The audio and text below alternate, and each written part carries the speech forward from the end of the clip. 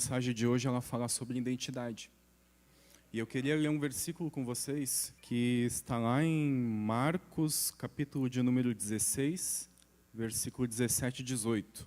E estes sinais seguirão aqueles que crerem, e em meu nome expulsarão demônios, falarão novas línguas, pegarão nas serpentes, e se beberem alguma coisa mortífera, não lhes fará dano algum, e imporão as mãos sobre os enfermos e os curarão. Amém? Se você ler todo o Novo Testamento, você vai perceber que aonde Jesus ele passou, em todos os lugares que Jesus ele passou, ele deixou um rastro de curas, de milagres, de sinais, de prodígios. Pessoas foram transformadas, pessoas foram libertas, mortos foram ressuscitados, não é verdade? Não teve um lugar que Jesus ele passou que não houve esses sinais. Até a Bíblia nos diz que até onde houve mais incredulidade, ainda assim Jesus operou sinais e maravilhas. E Deus tem falado muito forte no meu coração. Por que que hoje em dia, na realidade a qual nós estamos vivendo, a gente já não vê mais esses sinais acontecendo? Aí eu me perguntei, por que, Senhor? Por que que esses sinais não acontecem se a própria Bíblia fala que aqueles que crerem no Teu nome vão operar os mesmos sinais e obras maiores farão? Por que que não acontece mais? E Deus falou muito forte no meu coração, fala a respeito da nossa identidade. O inimigo ele tem trabalhado muito, muito duro para impedir que você descubra a sua verdadeira identidade.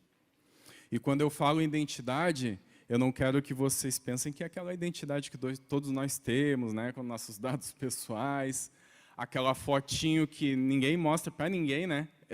Ali é chaveada 7 chaves, né? Meu Deus do céu.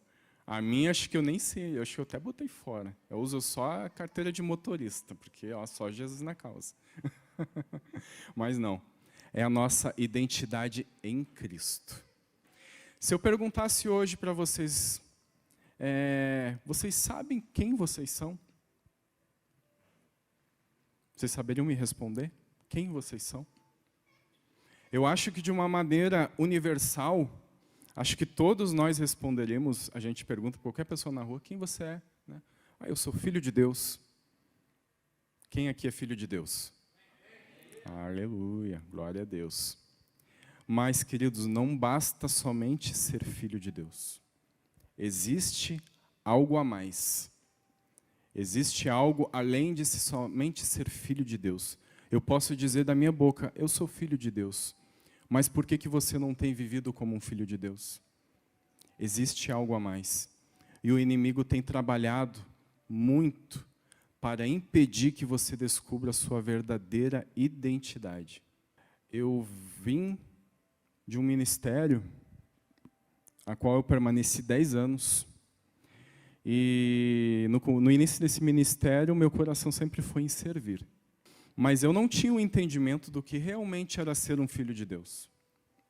Eu achava que servir a Deus, Deus ele se agradava de mim por aquilo que eu fazia na obra. Eu precisava fazer alguma coisa para Deus, estar lá, cumprir as minhas escalas, servindo, né? Trabalhando com os jovens e trabalhando na tesouraria, na nave da igreja. E aí sim Deus ele iria se agradar de mim, pois eu fui ensinado assim. Eu não tinha entendimento de o que era realmente ser um filho de Deus. Passava muito longe. O dia que eu descobri o que é ser filho de Deus, eu entendi que não é o que eu faço que vai medir o amor de Deus comigo. Vocês entendem? Porque não há nada que eu faça para Deus que vai mudar o amor que Ele sente por mim. Nada. Não existe. Isso vai contra a palavra dEle. Pois em João 3,16 diz, né? Porque Deus amou o mundo de tal maneira que deu seu Filho unigênito para que todo aquele que nele crê não pereça, mas tenha a vida eterna. Então Deus entregou o seu próprio Filho por amor, mesmo diante do nosso pecado, né? A gente não tinha uma vida com Deus e mesmo assim Deus escolheu nos amar. Então não é o que eu faço para ele que vai medir o amor dele. E quando eu entendi isso, muita coisa mudou na minha vida. Muita coisa mudou mesmo. Eu entendi que eu poderia algum dia, né, acontecer alguma coisa e não vir no culto. E Deus não ia deixar de me amar menos. Mas então eu entendi que, além de servo, eu sou filho. Mas ainda assim faltava algo. Faltava algo muito importante. E só fui entender isso aqui na Igreja Família do Reino. Existe uma parábola que retrata muito bem o que eu quero passar para vocês nessa noite, que está lá que é a parábola do filho pródigo. É Lucas capítulo de número 15, a partir do capítulo de número 11, versículo 11. E disse, um certo homem tinha 2 filhos. E o mais moço deles disse ao pai, Pai, dá-me a parte dos bens que me pertence, e ele repartiu por eles a fazenda. E poucos dias depois, o filho mais novo, ajuntando tudo, partiu para uma terra longínqua. E ali desperdiçou os seus bens vivendo dissolutamente. E havendo ele gastado tudo, houve naquela terra uma grande fome e começou a padecer necessidades. E foi e chegou-se a um dos cidadãos daquela terra, o qual o mandou para os seus campos a apacentar os porcos. E desejava encher o seu estômago com as bolotas que os porcos comiam, e ninguém lhe dava nada. E tornando em si, disse, quantos empregados de meu pai têm abundância de pão, e eu aqui pereço de fome. Até aqui tá bom. Quando a gente fala da parábola do filho pródigo, a gente sempre se atenta ao filho mais novo, né? Como a gente acabou de ler, que insatisfeito com seu pai, vivendo na casa do seu pai, pediu a sua herança e foi para um lugar muito longe e ali desperdiçou tudo que ele tinha. Colocou o dinheiro todo fora. E em um determinado momento, em uma época, veio uma grande fome sobre aquele lugar e ele se viu mal, sem ter o que comer. E então ele lembrou da casa do pai. Ele disse, né, na casa do meu pai tem pão, né? Os servos se vestem bem. Eu vou chegar no meu pai e vou dizer, eu me arrependo, eu pequei contra o Senhor, pequei contra Deus, se o Senhor me aceite como um dos seus servos. Então a gente vê aqui que a mentalidade do filho mais novo, ela não muda. Vocês entendem? Ele volta com a mesma mentalidade que ele saiu da casa do seu pai. Uma mentalidade, eu vou voltar para a casa do meu pai para ver se ele me aceita como um de seus servos. Amém? Mas, e o filho mais velho? O filho mais velho, ele nunca saiu do lado de seu pai, da casa do seu pai. O filho mais velho, ele continuava na casa do pai, trabalhando, servindo, né? Mas então o filho mais velho volta do trabalho e vê todo aquele alvoroço. Havia uma festa, porque o filho mais novo havia voltado. E o seu pai tinha mandado matar um cordeiro ali, né? E fez um churrasco e trocou as vestes e colocou um anel novo no dedo do filho. E é que eu quero que vocês entendam essa noite que o filho mais velho não ficou indignado e furioso porque o filho mais novo havia voltado. Mas é porque ele viu algo da parte do seu pai em fazer uma festa, em matar um cordeiro para se alegrar, né, diante da volta dele, algo que ele nunca tinha vivido. Então, quando o pai desse filho mais velho chega nele, ele diz, por que você está assim? Por que você está com esse semblante assim? Por que você está bravo? Ali ele abre o coração dele, né? Ele diz, você nunca fez isso para mim, com as minhas palavras. Você nunca matou um cordeiro, um cabrito, para que eu pudesse me alegrar com os meus amigos. Então, a resposta que esse pai dá para aquele filho é algo muito poderoso, queridos. É algo que você precisa colocar no seu coração essa noite. Ela, na verdade, ela é uma chave que pode mudar totalmente o seu entendimento, a sua vida. E está no versículo versículo 39. E saindo seu pai, rogava-lhe que entrasse com ele, mas respondendo ele, disse ao pai: eis que te sirvo há tantos anos, sem nunca transgredir o teu mandamento, e nunca me deste um cabrito para alegrar-me com os meus amigos. Vindo, porém, este teu filho que desperdiçou os teus bens com as meretrizes, mataste-lhe o bezerro cevado. E ele lhe disse: filho, tu sempre estás comigo, e todas as minhas coisas são tuas. Mas era justo alegrarmos-nos e folgarmos, porque este teu irmão estava morto e reviveu, e tinha se perdido e achou-se. Então a resposta que o pai dá para aquele filho é aquilo que você precisa colocar no seu coração essa noite. Tudo que é meu é seu. Você é filho de Deus. E como filho de Deus, você precisa entender que você é dono. Você não é servo, você é dono. Tudo que é do Pai é seu. Vocês entendem? E muitas vezes nós não tomamos posse daquilo que é nosso. E o inimigo ele tem trabalhado para que você não entenda que você é filho. Ele está dizendo hoje para muitas pessoas que você não é nada, que você não é digno das bênçãos do Senhor, que você não pode, mas você é filho, você é dono, você é herdeiro, você é co-herdeiro com Cristo. Você é um embaixador do reino de Deus aqui nessa terra. Você é um representante legal aqui nessa terra. Você é filho de Deus. E você precisa entender isso nessa noite. Nós somos filhos de Deus. Nós não podemos deixar que o inimigo venha nos enganar. Ele tem cegado muitas pessoas. Eu acho que uma das maiores buscas de todo cristão é saber o seu propósito. Acho que muitas pessoas hoje gastam muito tempo da sua vida tentando entender por que nasceram, para que nasceram, não é verdade? Qual é o meu chamado? E muitas pessoas acabam se perdendo pelo caminho e não encontram o seu verdadeiro propósito.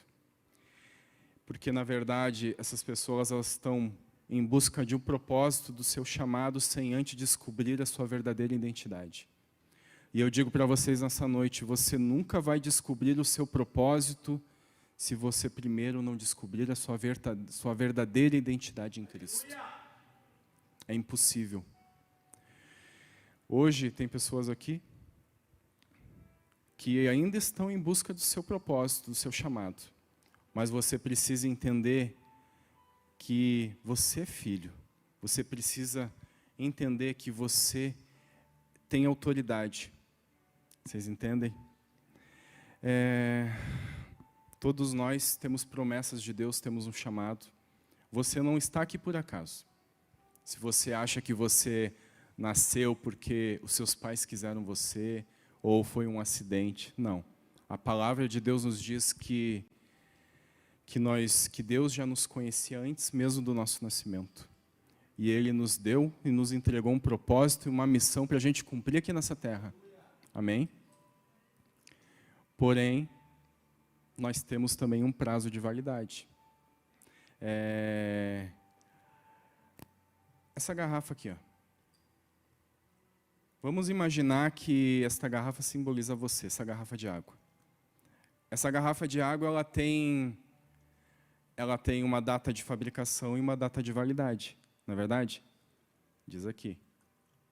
Mas você já parou para pensar por que tem data de validade se a água, na verdade, ela não estraga?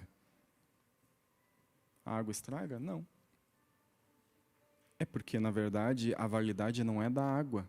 A validade, ela é da garrafa. A água, ela não estraga. Assim como as promessas de Deus na vida de cada um de vocês ainda estão de pé. Você tem um chamado e tem um propósito. Porém, o nosso corpo ele tem um prazo de validade. Ele não é eterno. Dizem, né, que o lugar mais rico na face da terra é aonde, vocês sabem? Cemitério. Por quê? Porque lá tem homens e mulheres de Deus que não entenderam a sua verdadeira identidade, tentaram buscar o seu propósito, o seu chamado, e começaram a andar em círculos, e o prazo de validade na vida delas acabou, e elas não cumpriram aquilo que ela foi chamada para fazer. E é muito triste pensar isso. Quantas pessoas que poderiam ter impactado milhões de pessoas, escritores, pastores, mestres, apóstolos, evangelistas, profetas, quantas pessoas poderiam ter feito a diferença no mundo, né? Ter deixado um legado, mas por não entender a sua verdadeira identidade de filho, elas não alcançaram, não descobriram o seu verdadeiro propósito aqui nessa terra. Então, nessa noite, você precisa entender que você é filho, que você tem autoridade. O dia que você entender que você é filho, que você tem autoridade, que você não é servo, ainda que você sirva. Nós somos servos de Deus, mas nós precisamos entender que nós não somos somente servos, nós somos filhos. Aí Deus ele vai começar a usar você. Aí os sinais que estão descritos no primeiro versículo que a gente leu, as curas, os milagres vão começar a acontecer através da sua vida, aonde você estiver. Vocês entendem? Nós precisamos entender que nós somos filhos. Deixa eu ver aqui uma coisa. Vão dando glória a Deus. Aleluia. Amém. Somos filhos, somos embaixadores do reino de Deus. E quando nós entendemos que nós somos filhos, que nós somos autoridades, Deus ele começa a nos usar como sal, e Deus ele começa a nos usar como uma luz. Aí volta o postzinho que eu tinha feito nas minhas redes sociais, né? Jesus ele nos compara como o sal da terra. Eu sempre parei para pensar, o sal, né? Primeira coisa que vem na cabeça, né, é o sal de cozinha, né? O que a gente faz com sal? Né? Vai lá, vai temperar, né? Vai dar o sabor, vai salgar ali a comida, né? Meu Deus, uma comida sem sal ninguém come. Fala a verdade. Agora, o que Deus falou muito no meu coração, e eu vi isso de um pregador, que o sal, a principal característica do sal, que Jesus quer que eu e vocês sejamos, é que o sal ele precisa produzir sede na vida das pessoas. Então, todas as pessoas que cruzarem o seu caminho, que você falar da palavra de Deus, essas pessoas elas precisam ficar sedentas por mais. Você precisa servir. Imagine que você tem um restaurante, tá? E nesse restaurante você abre as portas e vem muitas pessoas ali, né? E cada pessoa começa a pedir os seus pratos ali, né? Eu quero isso, quero aquilo. E você manda preparar. E aí você manda os garçons ir lá entregar a comida para eles, só que os cozinheiros chegam para você, olha, não tinha sal na comida, tá? Então tá tudo sem sal. Me diz o que vai acontecer quando as pessoas provarem esse alimento? Meu Deus, vão cuspir, né? Que coisa mais ruim. Vão reclamar, vão brigar, vão pedir o dinheiro de volta e o pior de tudo, nunca mais voltarão no seu restaurante. Nunca mais. Porque você apresentou para ela uma comida sem sal. E uma comida sem sal é uma comida que não faz diferença na vida dela. Então, a comida que você precisa servir para todos aqueles que Deus ele colocar no caminho de vocês, precisa produzir sede na vida das pessoas. A pessoa precisa, ela vai provar o alimento que você vai entregar para ela, ela diz, uau, meu Deus, eu preciso de mais. Qual é a fonte, qual é a receita? Esse alimento aqui é digno de estar acompanhado com uma coca bem gelada, meu Deus, eu preciso de mais. Vocês entendem? Vocês precisam produzir sede na vida das pessoas. E o versículo que fala do sal, ele está ligado com o da luz. Vocês são a luz desse mundo. Vocês precisam ser luz aonde vocês colocarem a planta do pé de vocês. Vocês foram escolhidos, cada um de vocês aqui, para tirar as pessoas da escuridão, das trevas. Hoje a gente vê muitas pessoas que estão perdidas no fundo do poço. E Deus quer usar vocês como luz desse mundo para resgatar essas pessoas. E quando vocês entenderem que vocês são filhos, e que vocês são sal, e que vocês são luz, os sinais e as maravilhas começarão a acontecer na vida de cada um de vocês. As mesmas promessas que Jesus disse, aqueles que crerem no meu nome, farão as mesmas obras que eu faço, elas irão começar a acontecer através da vida de vocês. Vocês vão fazer a diferença nesse mundo. Deus ele tem colocado, já faz algum tempo, no meu coração que a respeito de oração. Deus, na verdade, sabe o que Deus está me dizendo? Parece bem louco. Deus está dizendo para parar de orar. Hoje os cristãos eles estão orando muito e estão fazendo muito pouco. A gente ora para as coisas acontecerem, a gente ora para Deus salvar, mas nós mesmos não nos movemos para fazer aquilo que Deus mandou que a gente fizesse. A gente está orando para Deus converter, para Deus curar, para Deus salvar, mas Deus ele disse na palavra dele que é para você ir lá e você colocar as mãos sobre os enfermos e eles serão curados. Vocês entendem? A oração ela precisa ser no nosso secreto. Nós não estou dizendo para vocês não orar mais. Orai sem cessar. Precisamos orar muito. Mas nós precisamos agir da mesma equivalente à nossa oração. A gente não pode esperar que Deus ele faça tudo sozinho. A nossa oração ela precisa ser equivalente. Deus ele tem colocado muita coisa no meu coração e a gente vai começar a fazer umas loucuras agora, tá? Nem falei com os pastores, me perdoem, pastores, eu sei que vocês estão assistindo aí. Mas eu vi uma imagem na internet, de um americano lá, que ele vendou os olhos e ficou com os braços abertos, né? E na mensagem que dizia embaixo, ele dizia, você que tem depressão, você que tem pensamento de suicídio, né? Se você precisa de um abraço, vem aqui. Meu, e o vídeo é lindo, quantas pessoas chegam naquele homem ali, querem um abraço e abrem o coração e começam a chorar. Ele deu um abraço, né? Uma palavra de conforto. Você tem a palavra de Deus, você tem o Espírito Santo dentro de você.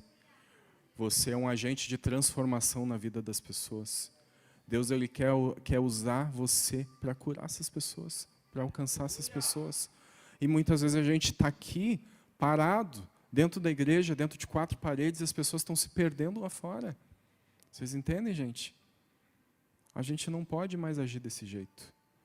A gente precisa parar de orar e colocar a nossa fé em ação. Nós precisamos fazer alguma coisa. E a gente vai fazer isso. A gente vai lá, vamos ali para a praia, vamos em algum lugar, e a gente vai fazer um negócio similar. E as pessoas que vierem, a gente vai orar e a gente vai curar no nome de Jesus. Nós vamos resgatar essas pessoas no nome de Jesus. Existe um passo muito importante que cada um de nós precisamos dar, que é entregar a nossa vida para Jesus. Não existe, você nunca irá descobrir que você é filho de Deus. Não existe. Muitas pessoas dizem, eu sou filho de Deus. Mas, na verdade, nós nos tornamos filhos de Deus no momento que nós aceitamos Jesus na nossa vida. Aí nos é dado o poder de nos tornarmos filhos de Deus. Somente assim. E para você se tornar um filho de Deus, você precisa, primeiramente, aceitar Jesus na sua vida. Pode ser que tenha pessoas aqui, pode ser que tenha pessoas assistindo online, que nunca fizeram esse ato de fé, que nunca levantaram a sua mão para o alto e disseram, eu entrego toda a minha vida, todo o meu ser ao Senhor, que o Senhor venha ser o Senhor da minha vida. Então, nessa noite, eu faço esse convite para você, se você nunca deu esse passo de fé, Não deixe que a vergonha ou a dúvida ela penetre no seu coração nessa noite, porque é isso que o inimigo ele quer. O inimigo ele quer nos enganar. Ele não quer que a gente dê um passo a mais, que a gente descubra a nossa verdadeira identidade. Então, se você está aqui nessa noite e nunca deu esse passo de fé e nunca entregou a sua vida para Jesus, coloca a sua mão, faz um sinal bem alto. Bem alto, não deixe que a dúvida, a vergonha, ela impeça você de entregar a sua vida e essa noite ser um divisor de águas na sua vida. Você quer entregar a sua vida para Jesus? Glória a Deus pela vida dele. Aleluia. Vamos dar uma salva de palmas. Glória a Deus. Vem aqui na frente. Vem cá, fica aqui, ó. Fica aqui. Gente, olha que exemplo. Que exemplo. Fico muito feliz. Nessa idade já deu um baile muito adulto aí, né? Meu Jesus, glória a Deus.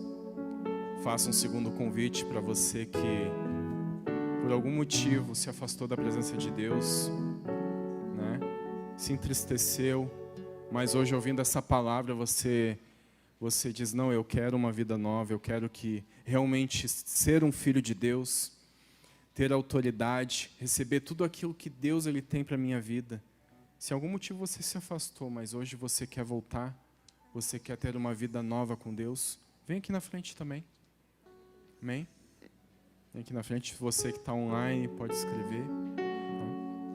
Agora você que não veio aqui na frente, que você já está pronto, capacitado, né?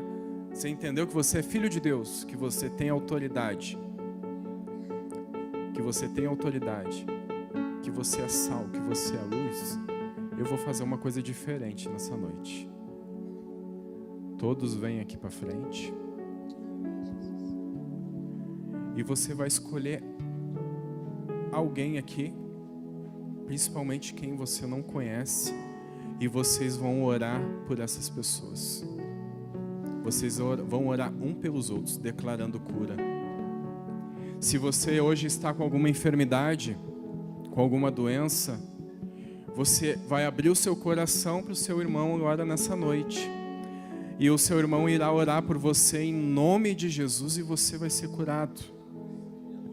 Amém? Nós precisamos colocar a nossa fé em prática.